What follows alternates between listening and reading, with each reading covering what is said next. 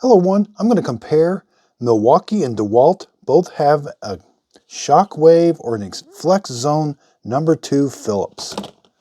Here's what the DEWALT one looks like. And here's what the Milwaukee one looks like. So it looks like the DEWALT one is just a little bit bigger and a little bit more beefier. Okay, so first let's try the DEWALT.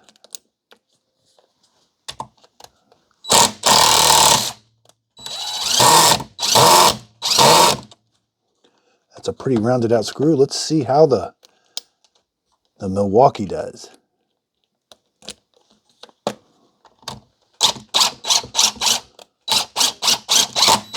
So the Milwaukee did grip a screw that was just a little bit more rounded out.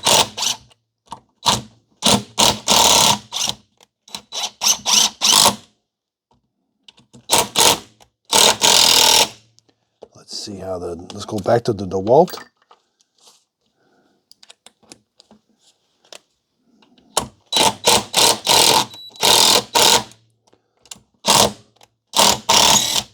So it's doing pretty good.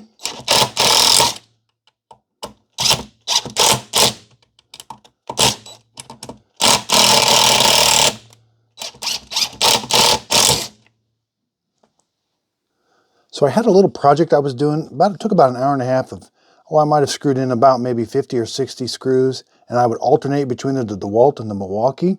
I did find that the Milwaukee kind of gripped the screws and stayed on the number 2 Phillips a little bit better than the DEWALT. But I did like the DEWALT that it was just a little bit longer and a little bit more beefier.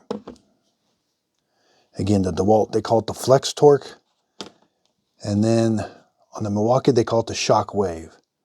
So thanks everybody for watching.